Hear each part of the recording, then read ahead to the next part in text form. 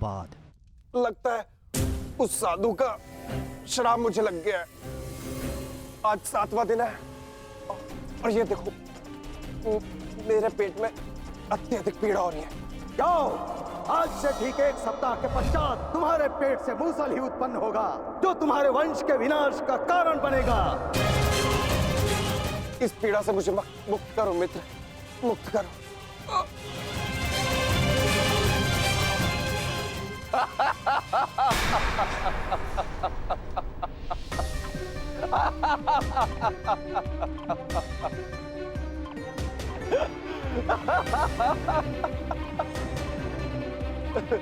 तुम कितने बड़े मूर्ख हो मित्र, कुछ नहीं हुआ है मुझे, सही हूं मैं।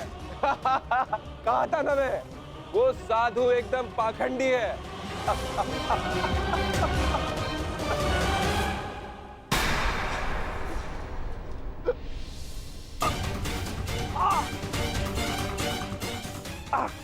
हम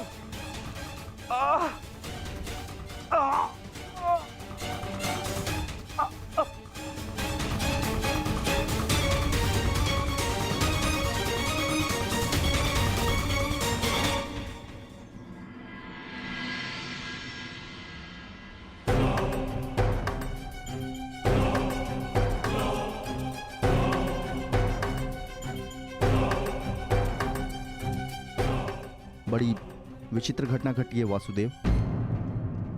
कुमार साम के शल्य चिकित्सा के पश्चात उनके पेट से ये मूसल निकला है।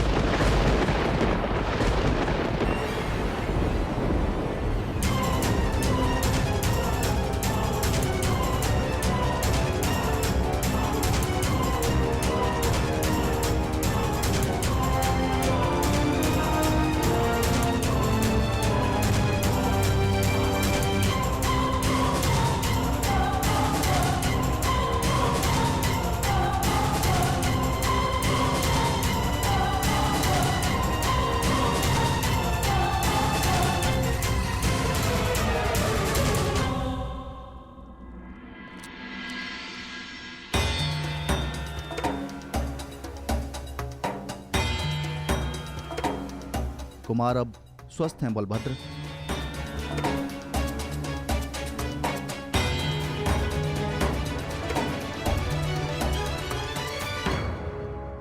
देख लिया, ये उस श्राप का नहीं, ये तुम्हारे अहंकार और तुम्हारे मदिरापान का फल है। ये श्राप तो केवल एक निमित्ता है। तुम्हारे कर्मों के कारण यदुवंश का नाश जन्म ले चुका है। यदि मदिरा के मद में तुमने एक महात्मा का अपमान ना किया होता तो आज तुम्हारी यह दशा ना होती।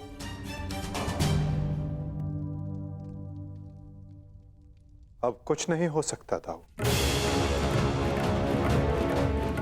मनुष्य को अपने कर्मों का फल मिलता ही है, परंतु एक के कर्मों का फल पूरा वंश भुगते, ये नीति नहीं है। यदि अनाज के पौधों के बीज में घुन लग जाए तो वो सारी फसल नष्ट कर देते हैं दाऊ। नहीं कान्हा, मैं सांब की मूर्खता का फल समस्त द्वारका को नहीं भुगतने दूंगा।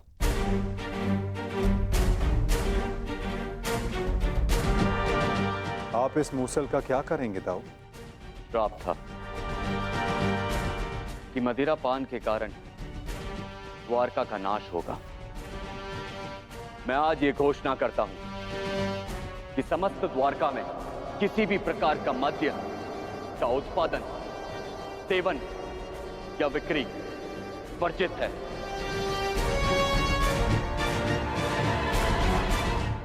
और रही बात इस मूसल की, तो इसका उपाय है मेरे पास।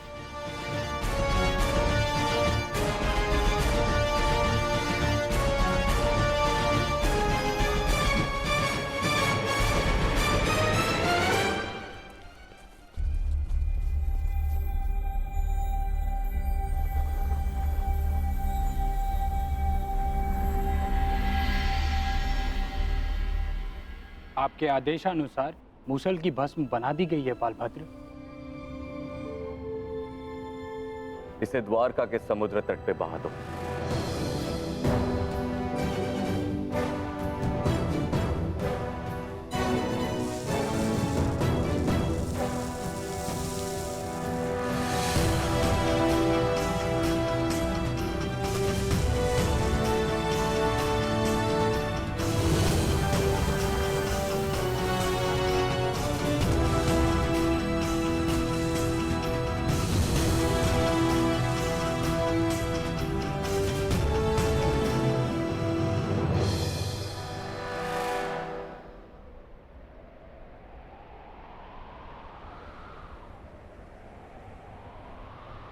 दाऊ,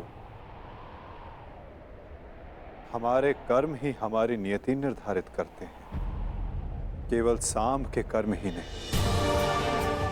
कुछ श्राप हैं।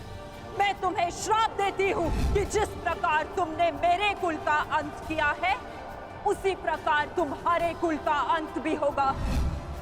और कुछ पाप भी जो द्वारिका की नियति बनाएंगे।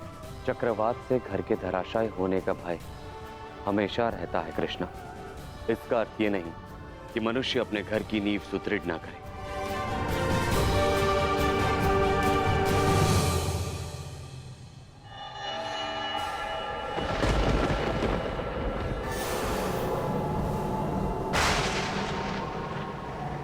जब नींव गल जाती है दाऊ, तो भवन का धराशायी हो जाना निश्चित होता है। द्वारका का अंत समीप है।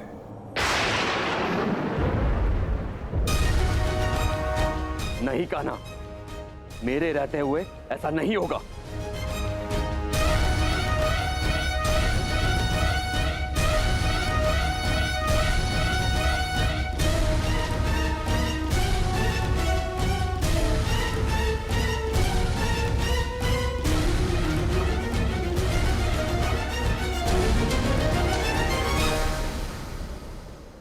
समय किसी की नहीं सुनता और ना ही श्राप आपकी सुनेगा दाऊ। नियति ने जो चुना है हमारे लिए, हमें वो भुगतना ही होगा।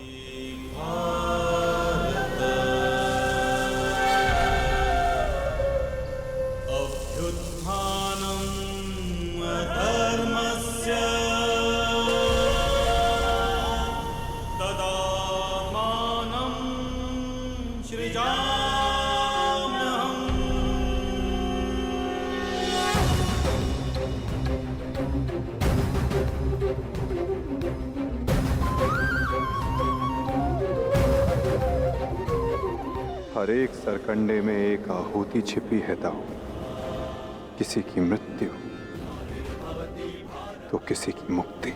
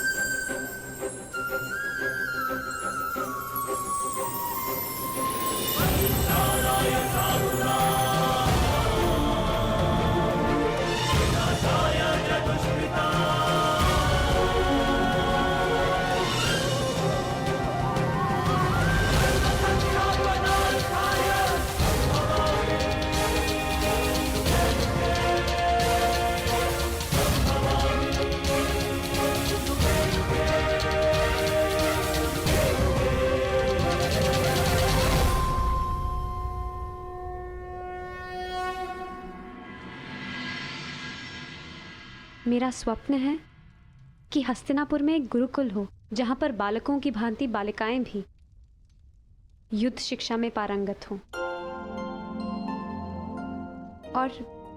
और अपनी सुरक्षा करना सीखें। अति उत्तम विचार है पुत्री।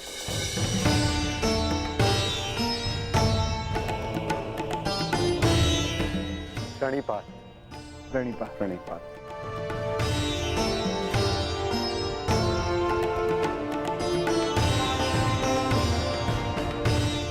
यदि प्रत्येक स्त्री अपनी सुरक्षा में समर्थ हो जाए तो कोई भी पुरुष उस पर अत्याचार नहीं कर पाएगा। यदि वो अबला से सबला बन जाए तो ना ही कोई चीरहरण होगा और ना ही कोई महाभारत होगी।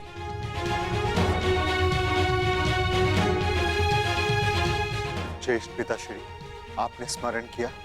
हाँ पुत्र, एक महत्वपूर्ण निर्णय लिया है जो मैं तुम्हें बताना चाहता था।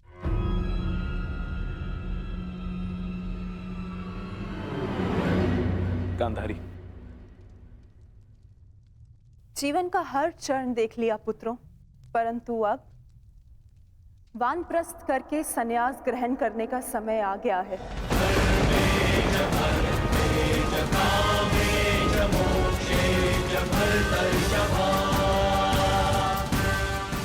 हाँ पुत्र, केशरी जीजी और मुझे विदा लेने की आज्ञा है।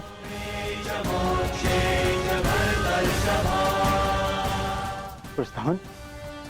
किंतु अचानक ऐसे? क्या हुआ माता? कोई समस्या हुई है या हमसे कोई भूल हुई है जिससे आपको कष्ट पहुंचा है? नहीं पुत्रों, तुमने और द्रौपदी ने अपना कर्तव्य कुशलता से पूर्ण किया है और अब हमने निर्णय लिया है कि हम तीनों वानप्रस्थ के लिए प्रस्थान करें।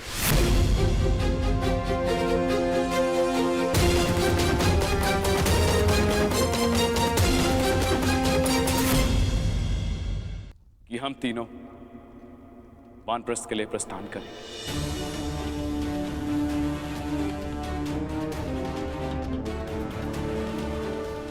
पुत्र का मोह आपको जाने भी नहीं देना चाहता और पुत्र का धर्म आपको रोक भी नहीं सकता। आप सबके तप संचय को रोकना भी पाप होगा।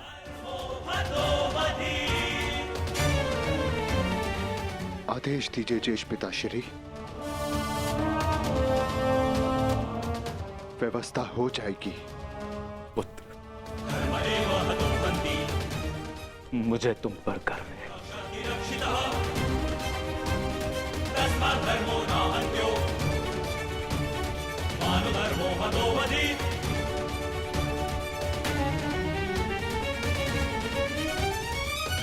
परंतु हम आपको ऐसे नहीं जाने दे सकते। आप सभी के साथ हमें भी एक उत्सव मनाने का सौभाग्य तो मिलना चाहिए ना। ठीक है, जैसा तुम सबको ठीक लगे पुत्रों। तो ठीक है, तो मैं इस उत्सव की तैयारियां प्रारंभ करती हूँ और सभी परिजनों को निमंत्रण भिजवाती हूँ। सर्वप्रथम माधव को।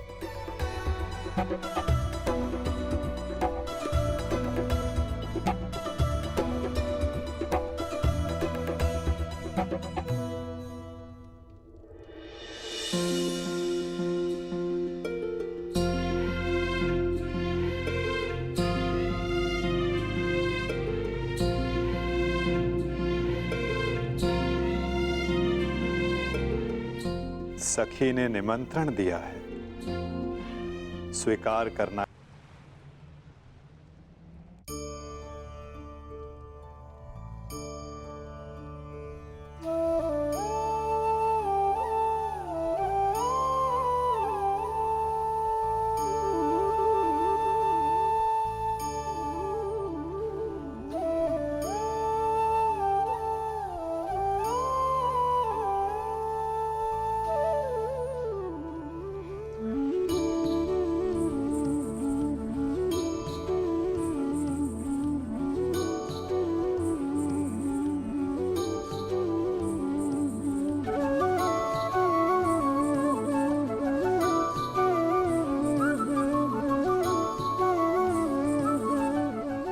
माधव, आप सदैव हम सबके साथ हमारे दुख में उपस्थित रहे, परंतु आज सुख के समय पर आपके आगमन ने हम सबके आनंद को दुगना कर दिया।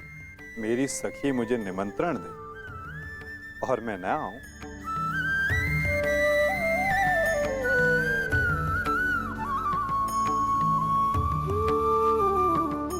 तुम सबका परिश्रम स्पष्ट दिखाई दे रहा है। जब प्रेरणा देने वाला शुभ हो तो परिश्रम का फल भी शुभ ही होता है माधव। आइए माधव, अपना स्थान ग्रहण करें।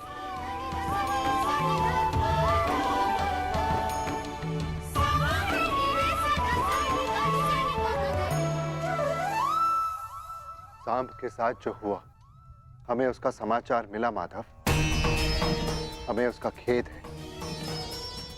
कुमार सांब के शल्य चिकित्सा के पश्चात उनके पेट से ये मूसल निकला है। समय का चक्र और नियति को कोई नहीं रोक सकता धर्मराज। परंतु मुझे सदा खेद रहेगा।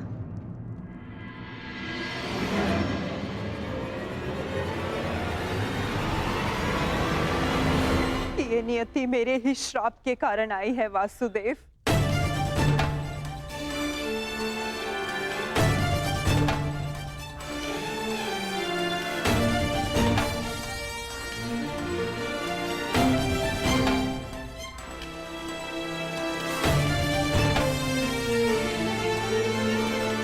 प्रणिपात राजमाता। संतोष मिला कि मेरी भूल के पश्चात भी आपका यहाँ आगमन हुआ वासुदेव। नहीं राजमाता, मैं आया क्योंकि मेरा यहाँ उपस्थित होना आवश्यक था। मुझे क्षमा कर दीजिए वासुदेव। बीते समय पर शोक मनाने से कोई लाभ नहीं। आनंदमय तो ये है कि हम सभी आने वाले नए भविष्य का स्वागत करें। कैसा भविष्य माधव? बधाई हो सम्राट, महारानी वृषाली ने पुत्र को जन्म दिया है।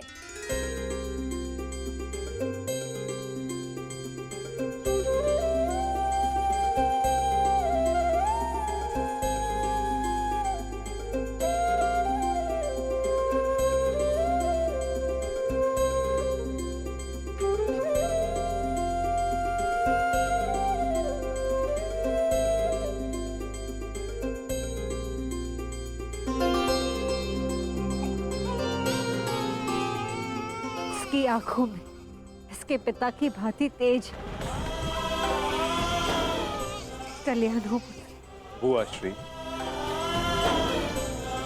इस बालक का नामकरण कीजिए।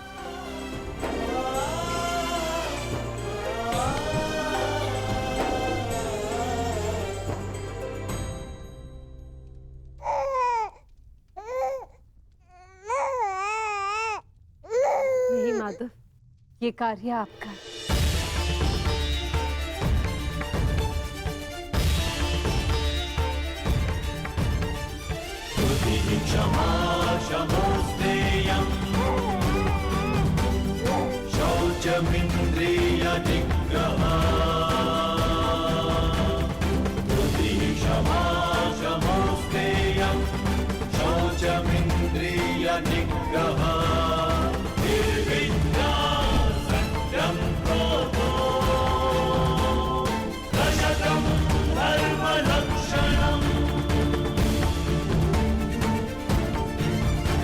मित्रकर्ण के एक वीर पुत्र का नाम वृषसेन था और इस वीर बालक का नाम है राधे कर्ण पुत्र वृषकेतु।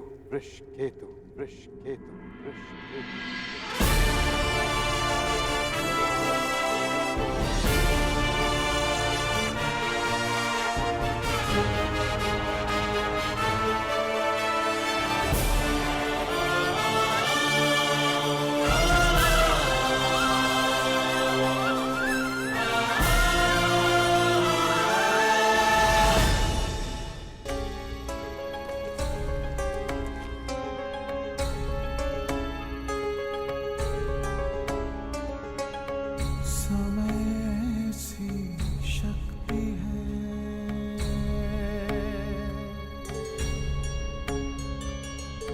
सभी समय से हारे,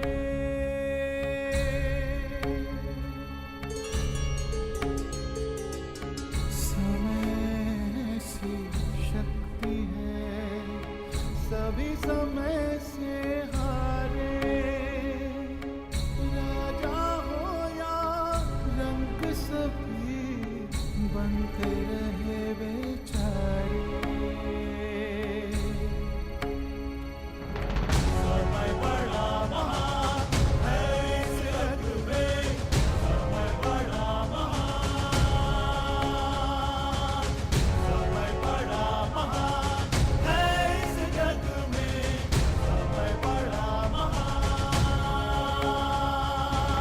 समय बड़ा महान है इस जग में, समय बड़ा महान, समय बड़ा महान है इस जग में, समय बड़ा महान।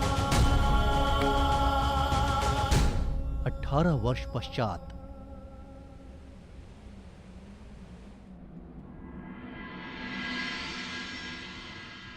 तो कुरकुल की अगली पीढ़ी अपना प्रशिक्षण पूर्ण कर चुकी है धर्मराज।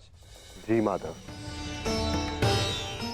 परीक्षित और वृषकेतु दोनों ने दीक्षा प्राप्त कर ली। अब सत्ता को अगली पीढ़ी में हस्तांतरित करने का समय आ गया। परंतु माधव, महाराज,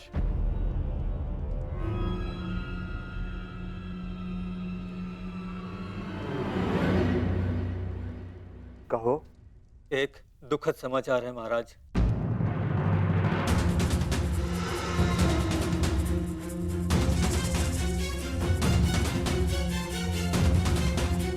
अभय दान दिया, बोलो क्या समाचार है?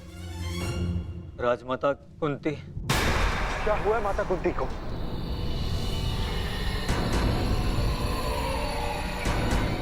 वो कुशल तो है ना? जिस वन में राजमाता कुंती, महाराज धृतराष्ट्र और महारानी गांधारी निवास कर रहे थे, वहाँ भयंकर अग्निकांड हुआ है।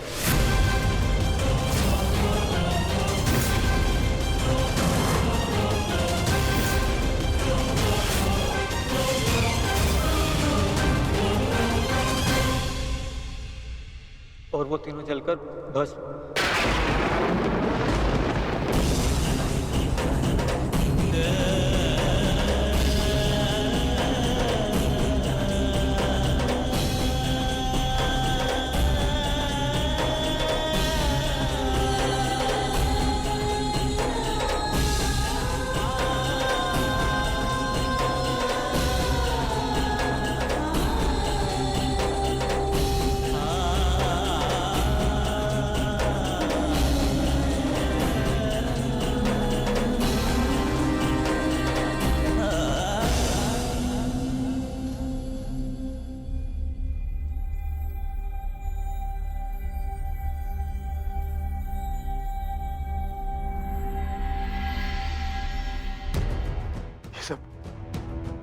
ये सब क्या हो गया माधव?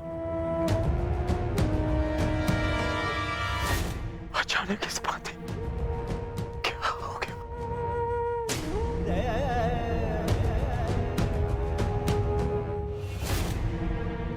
जो संसार में आया है उसे जाना ही है। महत्वपूर्ण ये है कि वो अपने जीवन से क्या लेकर गए और इस संसार को क्या देकर गए।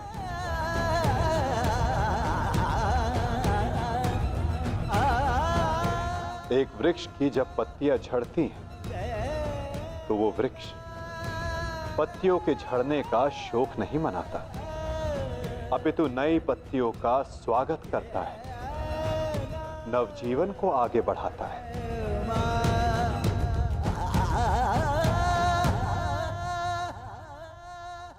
आप सब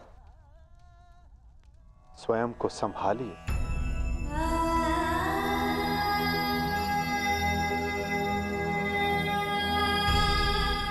पार्थ, स्वयं को संभालो।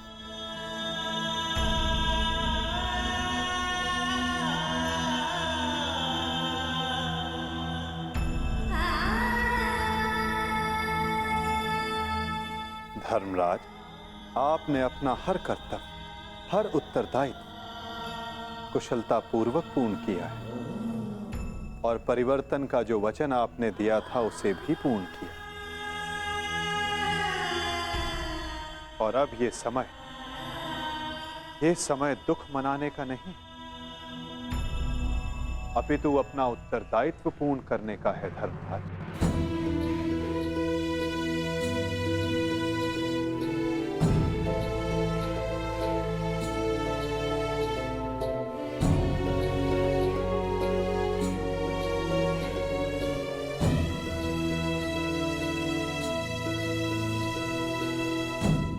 नई पीढ़ी का स्वागत करने के लिए सज्ज हो जाओ। समय आ गया है कि हस्तिनापुर के नए युवराज को प्रजा के समक्ष प्रस्तुत किया जाए।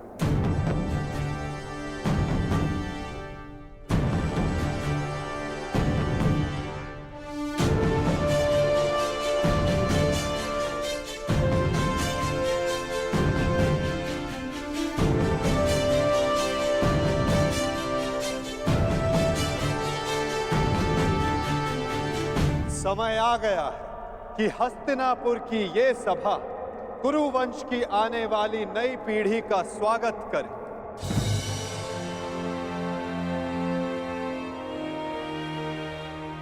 हस्तिनापुर के 2 महारथी, 2 युवराज।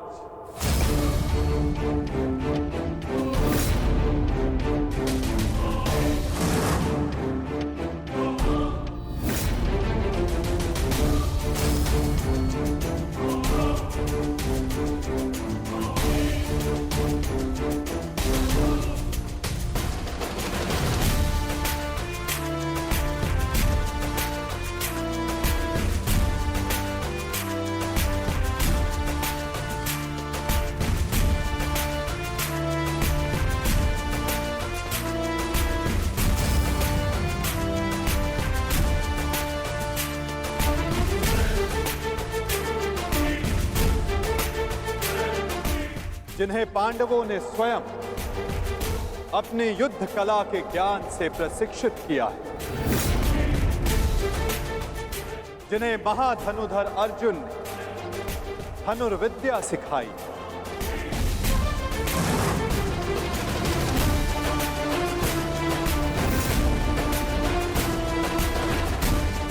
जिन्हें महाबली भीम शक्ति और गदा युद्ध में पारंगत किया, जिन्हें नकुल सहदेव ने खड़ग युद्ध में प्रशिक्षित किया, जिन भावी सम्राटों को धर्मराज युधिष्ठिर भाले के प्रहार के साथ साथ धर्म के ज्ञान का आधार भी दिया।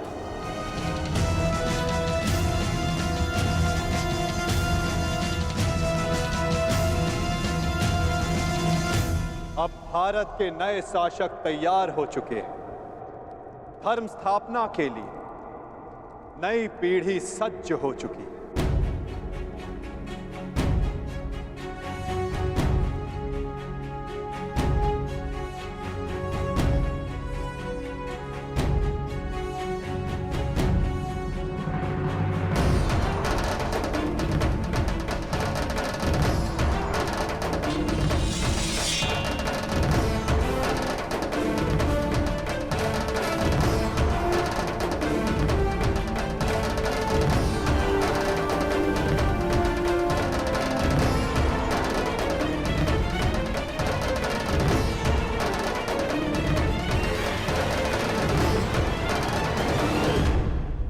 तो स्वागत कीजिए अभिमन्यु पुत्र अर्जुन पौत्र युवराज परीक्षित का।